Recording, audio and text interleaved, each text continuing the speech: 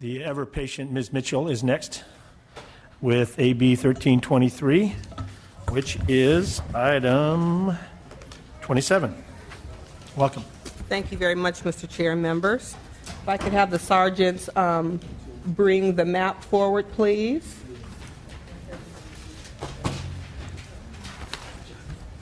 You could post the map for me. Thank you, Mr. Chair and members. Hydraulic fracturing is indeed a complex issue, both scientifically and socially.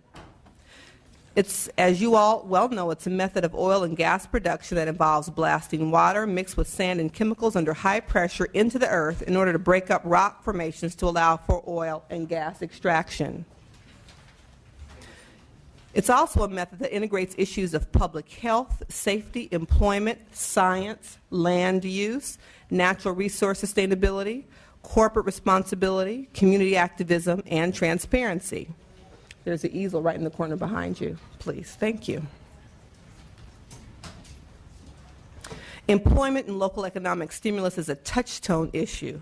For example, the Plains Exploration and Production Company, PXP, located in my district, employs over 400 employees, where the average salary is over $80,000 for a blue-collar job. My goal with AB 1323 is not to close the oil fields. Various companies have owned and operated the Inglewood oil field since 1924, when the area was primarily farmland. And I think one issue we can all agree on, it's certainly our collective goal to reduce our nation's dependence on foreign oil. My goal is, however, to raise reasonable concerns and offer reasoned solutions around the issues of public and environmental safety and disclosure. The Baldwin Hills communities are no longer croplands, and they now lie in extreme close proximity to the Inglewood oil field, which at 2 square miles in area with hundreds of active oil wells is the largest urban oil field in the country. Today, more than 1 million people live within 5 miles of Baldwin Hills, and most of them are working class communities of color. I wanted to bring a visual aid, Mr. Chair, and we got previous permission, just to give members who are not familiar with the 54th Assembly District a visual kind of put us all in the same place in terms of PXP and the close relationship with residential areas. So the purple area you see in the middle are the Inglewood oil fields. The circles, the red circle is 0.5 miles, the orange is 1 mile, the yellow is 1.5 miles. And all of the green area around the blue area, the red area, are residential areas. So I wanted to give you a sense of how close various communities, Baldwin Vista, Windsor Hills, Ladera Heights, a little further out from the 1.5 miles is the city of Culver City. All of those communities constitute those 1 million constituents who live around the area.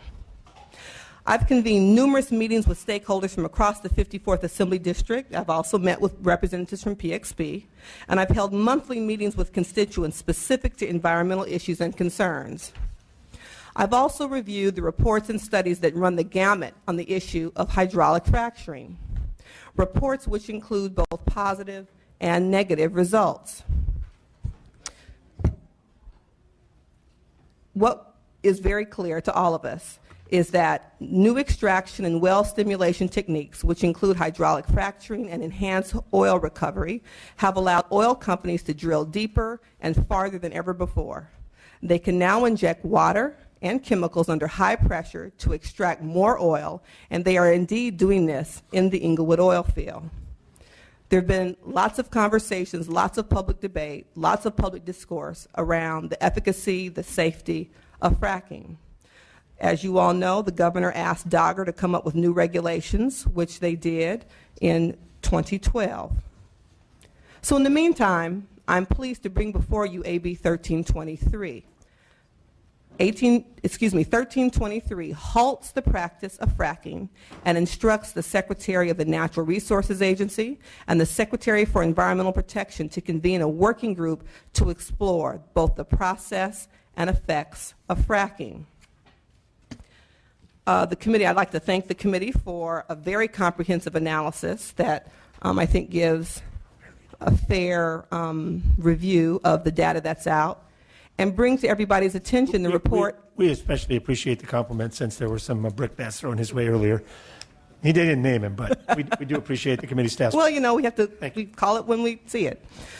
Page 5, the reference to the U.S. Government Accountability Office, the GAO report, that raises a number of concerns echoed by my constituents in terms of the level of unknown around safety across the board.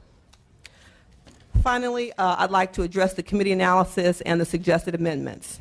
I accept the first committee amendment relating to including in the study, quote, foreseeable projects, as well as the second suggested amendment, which removes Section F of the bill. We understand that there's some concern among some advocates regarding Section F related to vested land rights, and so we are willing to remove this language, and I appreciate that the committee will continue to look into the technical issue. I also want to apologize to the chair and committee. I know that there were a number of letters of support that didn't make it in a timely manner, which doesn't bode well for the hundreds of hours we've spent in meetings with people trying to get the language just right, but do want to just acknowledge the additional support of the West Los Angeles Democratic Club, the National Resources Defense Council, Heal the Bay, Physicians for Social Responsibility, and Food and Water Watch. It's clear that we must heed the call for our concerned constituents and demand answers about the process of fracking for the safety of all Californians. Okay, I thank you very much. Do we have witnesses in support of this legislation? Please come forward.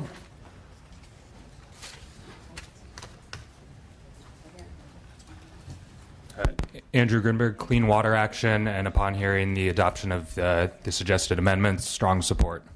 Thank you. Other witnesses in support? Catherine Phillips, Sierra Club, California. Thank the author for accepting the amendments and strong support. Thank you. Other witnesses in support? Cassie Siegel, Center for Biological Diversity, in support. Thank you. Other supporters? Mary Sue, Take Back Our Democracy Group in Davis. I stand in support. Thank you. Other witnesses in support? Yes, Kristen Lynch, Pacific Region Director of Food and Water Watch, strongly urge support and thank the author for removing the vested rights clause. Thank you. Other witnesses in support? Karen Wilson from Vallejo, strongly supporting it. I believe that moratorium will allow the time to investigate other places to find water, like from the ocean, instead of using our drinking water for such a ridiculous process. Thank you. Next witness. Adam Scow, San Francisco Tomorrow, strong support of this common sense bill. Thank you. Next witness. Kim Schneider, Heal the Bay, in support. Thank you. Next witness. Diana Del Pozo Mora, Mothers of East LA, in support. Thank you. Next witness. Elizabeth Beltran, Association of Californians Who Drink Water, in strong support. Thank you. Taryn Smith, University of California at Berkeley, strong support. Thank you. Next witness. Liz Crossan, Los Angeles Waterkeeper, strong support. Thank you. Next witness. Andrea Weber, homeowner at El Sobrante, California, and Center for Biological Diversity, strong support. Thank you. Additional witness. Sandy Rosales, I'm a student at UC Berkeley, and I'm supposed to be in school right now, but I feel like this is an important issue, and I'm in association with the Californians Who Drink Water in strong support of this bill. Thank you. Next witness. Wendy Williams, in strong support of the bill. I'm a homeowner in Sacramento County, a landowner in El Dorado County, and I believe fracking is absolutely pernicious process, and I support the moratorium. I'm a member of the Sierra Club. Thank you. Thank you for your testimony. Next witness. Christy Stevens, homeowner in Citrus Heights and also representing a family farm in the San Joaquin Valley, strong support. Thank you. Next witness. Suhey Reynoso, UC Berkeley student and member of the Association of Californians Who Drink Water, in strong support of the bill. Thank you. Thank you very much. Next witness. Joanna Garaventa. I'm a former healthcare professional, very well aware of the problems with environmental pollution due to fracking. I'm in strong support of the bill. I'm also a returning student at Cal State East Bay who's going to devote the rest of my life to fighting environmental pollution. Thank you very much. Next witness. Jean Jackman, nature columnist, retired teacher of all levels, and grandmother really upset at what I'm seeing happening to all children in California, all the respiratory problems, and what poisons we're leaving on their land. I'm in strong support. Thank you very much. Next witness. Cheryl Davis, private citizen. I'm also a biologist. You don't have enough good science to be going forward with this type of work right now. It needs a thorough review, and it needs to be vetted by scientists, not lawyers. Thank you. Next witness. Pam Larry, initial instigator of Prop 37 to label genetically engineered foods, and I'm also here as a representative. We for over like 10,000 volunteers around the state of California that worked on Prop 37. We care equally about this issue as we do about labeling genetically engineered foods, and we're getting ready to mobilize. Thank you. Thank you very much. Next witness. Annika Kreuter, representing Kisco Care Foundation. Strong support. Thank you. Next witness. Sefa Schiffman, water drinker, very strong support. Next witness. Cecile Muchnek, also grandmother, teacher, writer, and strong support. Thank you. Next witness. Tiger Jazz, Twirls Big Stick, resident of Pacifica, California. I was sitting in the break room of the grocery store in which I work, and there was an AP feed coming over the company television station. It's an AP feed. And in the AP feed, I read that a new study showed that the silt is coming out from the sands they inject into the ground, causing respiratory problems for the workers who are fracking. On top of that, we're in the middle of a drought. Why it is we're using water that we could be drinking or using to make food in order to derive a poison seems, I don't understand why that would be a good thing. And I'm in support of this. Thank you very much. Next witness. Christine Shannon, lifelong California resident, school teacher and homeowner. Very strong support. Thanks. And I compliment everybody on their brevity. Thank you. Hi, Sheila Toth, a student at UC Berkeley, and I study groundwater contamination, and there's just not enough science about fracking yet, so I'm in strong support of this bill. Thank you. Next witness. William Fingerson, Citrus Heights, father, grandfather, Prop 37 volunteer, strong support. Thank you. Next witness. Brian Brennan, Elder Creek Center for the Land, Tehama County. Strong support for this and any other bill that would be a permanent ban on fracking.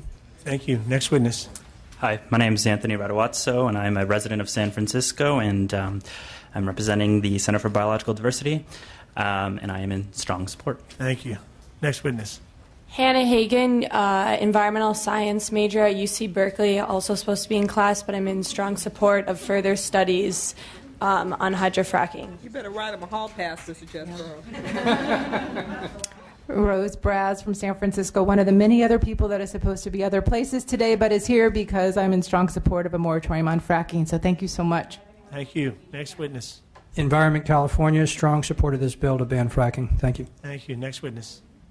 Dave Garcia, Butte Environmental Council, strong supported measure. Thank you. Next witness. Dale Cox, Redwood City, California. I don't need to be anywhere else but here, and I'm for the moratorium on fracking in California. Thanks. Thank you. Next witness. Charles Davidson, Move On East Bay Council, strong support for a moratorium on fracking. Thank you. Thank you. Next witness. Kate Ledger with 350 Bay Area, and also on behalf of 350 Silicon Valley, 350 Santa Barbara, and 350 San Diego. We're in support of a strong moratorium, Mitchell's bill. We're also in support of Bloom's bill 1301 against fracking. Okay, thank you very much. Any other witnesses in support who have not yet testified? If not, I'll call for opposition.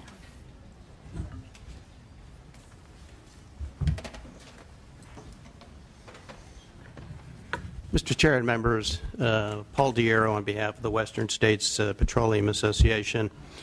The irony is not lost on me. In retrospect, the 4 bills that you heard 2 weeks ago are far more reasonable than the 3 moratorium bills you're here today.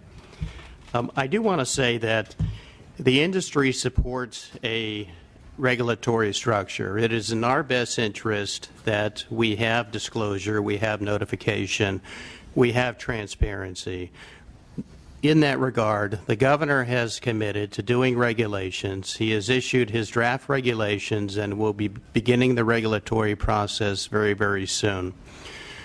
We support that path, and we believe that the best we can do to calm public fears, because we believe in the technology is safe.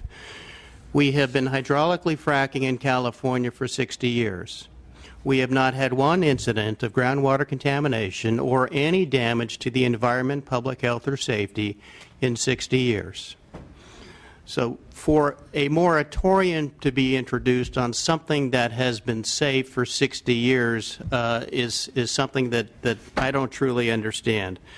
The proponents of a moratorium have often said, we don't know. We want to collect information and find out. Here's what we do know.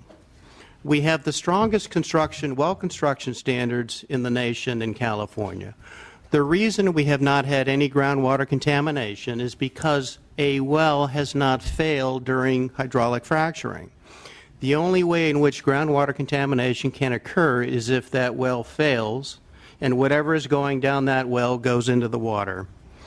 I would like to quote a few people from the Obama administration testifying before Congress just last year on this very subject. U.S. EPA Administrator Lisa Jackson said, "In no case have we made a definitive determination that fracking process has caused chemicals to enter the groundwater." May 24th of last year, U.S. EPA Administrator Lisa Jackson said again, "I'm not aware of any proven case where the fracking process itself has affected water." Finally, former Interior Secretary Ken Salazar stated, "There's a lot of hysteria that takes place now with respect to hydraulic fracturing, and you see that happening in many states. My point of view, based on my own study of hydraulic fracturing, is that it can be done safely and has been done safely hundreds of thousands of times." These are people that are supposed to regulate this process and is in charge with public federal land. These are coming from administration officials who have looked at this and looked at it closely. Finally, a moratorium on hydraulic fracturing in California will have a chilling effect on future investment in this state. We have the potential, according to the U.S. Department of Energy, of potentially extracting 15 billion barrels of oil out of the Monterey Shale, which effectively is Kern County to Modesto. A moratorium will absolutely impact the investment decisions that are made as the exploration of the Monterey Shale goes forth. Moratorium means the Central Valley loses the potential of creating millions of jobs, billions of local tax revenue and state tax revenue, economics impacts that they need where they have pockets of unemployment of in excess of 20%. That's what a moratorium will do. And for all of those reasons, we oppose this bill and the other two. Thank you very much. Next witness. Mr. Chairman, Theo Pejos, representing the California Independent Petroleum Association. I won't repeat what Mr. Diero has already so well stated. I will say that it is a bit regretful that we were behind this curve and didn't take the opportunity when we had it to educate the public, members of the legislature, on this process. As he mentioned, there hasn't been a case in California of groundwater contamination from hydraulic fracturing. We understand that there's a lot of concern. Certainly in the Assemblywoman's district, it's an urbanized district where there's a lot of residents that live in the area that's a little bit unique. As the chair knows, 80% of the hydraulic fracturing in California goes on in Bakersfield. In one particular field. It's not a place where people would live. There's no other commercial interest. There's no farming. There's no groundwater. There's not really a high likelihood of anything being contaminated. So I'm not disagreeing with you. I'm just trying to get clarification. You said in Bakersfield. You're not referring to the city of Bakersfield. You're talking about the region. Thank you. Yeah. Sorry. Because it might. Might be talking about the Belridge Field. Might make the opposite point that you're trying to make. Yeah. The Belridge Field is, well, if you saw a picture of it. It looks very much like nothing but oil drilling operations, literally every 20 or 30 feet. That's where 80% of the hydraulic fracturing is happening today. Again, the Assemblywoman's experience is a little bit unique. In terms of studies, we brought a couple of pages of just the selected studies. There have literally been thousands of studies on hydraulic fracturing in a number of different geological formations in a number of different states and a number of different areas in California. Some of them have found no environmental impacts. Others have found a little bit here and there. It's difficult to generalize in all of them, but the point is there's been a lot of studies.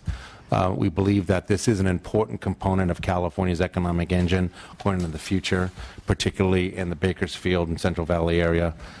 We unfortunately have to oppose this bill, but look forward to working with the legislature as this issue gets debated. Thank you. Thank you very much. Next witness.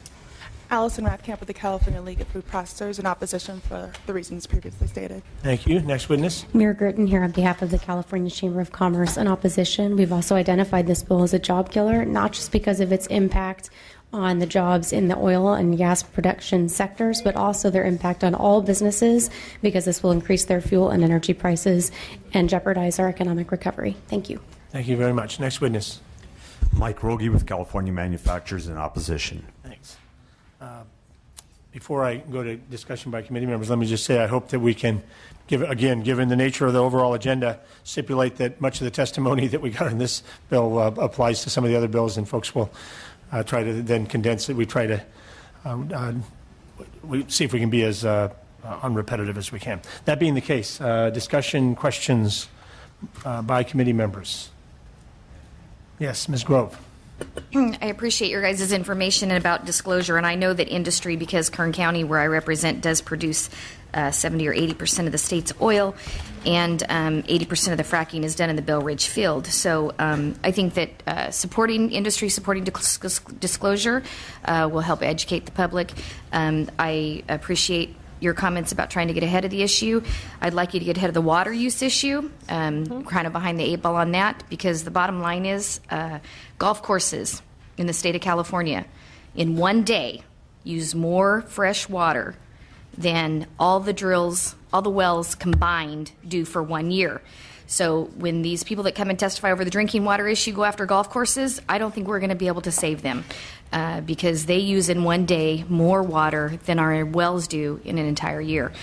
So we need to get ahead of that on that issue as well for water. I know that personally, because it is an industry that I represent, both farming and oil, that the well integrity approved by Dogger in the permit process is what solidifies and makes sure that the chemicals do not go to groundwater or affect groundwater, and it is the integrity of that well that keeps everything safe.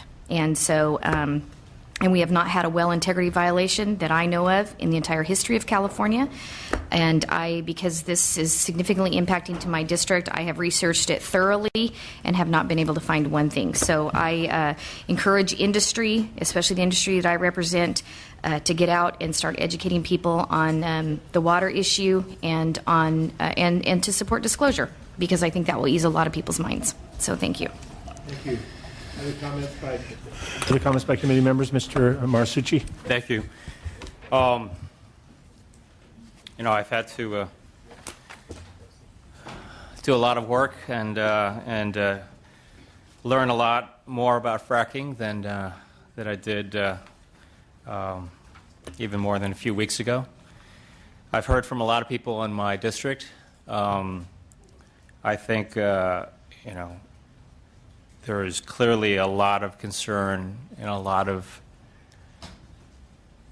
uncertainty about what is happening, not just the groundwater issue, but surface water, air quality, impact on land and wildlife, short-term as well as long-term possible cumulative effects. There is just so much that I think is unknown at this point, that I feel that as a responsible caretaker of our land and water and state, I will be supporting the bill. Thank you. Other comments? Yes, Mr. Stone. Thank you. And thank you, Ms. Nope, we don't do that. Sorry. Mitchell, for bringing this forward. I know we have a number of bills around hydraulic fracturing and well stimulation, oil production, and things that are coming up. I also am going to support the bill today, because I think that one of the issues, and I do understand that fracking has been going on for a long time in California, as we're told by industry, but the steps that are going to be taken now, especially in dealing in the Monterey Shale, it's a very, very different geologic formation than the well types that have been done before. And even as industry struggles to figure out what technologies may or may not work, I think it's very appropriate for us to take a breath, take a step back, and make sure that we have the right regulatory framework in place to be able to get the information to and from the agencies and to the public that is really necessary before this continues, given the potential threat to our environment and really health and safety. So I thank you for bringing this forward. Well, I too commend you for bringing the bill forward. It's not clear to me whether an absolute moratorium is ultimately what we're going to need to do, but I do think that it's clear that there's a minimum of crisis of public confidence, and secondly, as Mr. Stone has indicated, a very changing set of circumstances in terms of where this shale is going to come from and what the formations are. While I accept the premise that the existing activities have taken place with fairly minimal impacts, I do think that we have to figure out a solution moving forward that addresses the concerns that have been raised. So whether it winds up in this form or not, I do think we should move the bill forward. So I will be supporting it. Any other comments, questions? Would you like to close? Just in closing, I'd appreciate it very much, Mr. Chair, and just want to acknowledge that perhaps Mr. Diero and I have different definitions of what's reasonable and what's not. I think from the perspective of the people who elect me, who are represented on that board, who live in very close proximity to a practice that is different today than it has been over the last 60 years in terms of the process going deeper, cutting through shale. And I will be the first to acknowledge that we can go toe-to-toe for the next 5 hours quoting reports and stories. But when we talk about, from my perspective, given my public health background, the most recent report, October 2012, from the American Public Health Association, that issued a statement saying high-volume horizontal hydraulic fracturing poses potential risks to public health and the environment, including groundwater and surface water, contamination, climate change, et cetera, et cetera. It says to me that we have a cause to pause. And what this bill does is suggest further research by a variety of vested groups, if you read the bill, and includes a space and an opportunity for the industry to be at the table. It creates a pause. The study has to be completed and provided to the governor and the legislature no later than January of 16.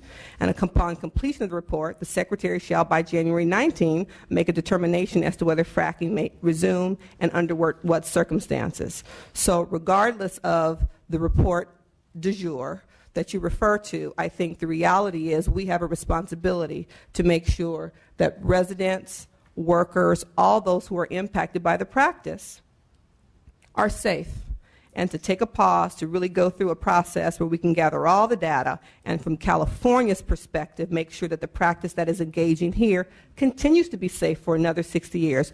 No one would be happier than the residents of the 54th Assembly District if that track record could continue. And with that, I ask for your aye vote. Thank you. We do not yet have a motion. I will entertain a motion to do pass as amended. And moved. Second. And seconded. Any further discussion? Oh, I guess we closed already. Never mind. Please call the roll. Chesbro? Aye. Chesbro, aye. Grove? No. Grove, no. Bigelow? Bigelow, no. Garcia? Uratsuchi? Aye. Uratsuchi, aye. Patterson? Skinner? Stone? Aye. Stone, aye. Williams? You have 3 votes. Need 2 more. Thank you very much, Mr. Chair and members. Appreciate you. Thank you.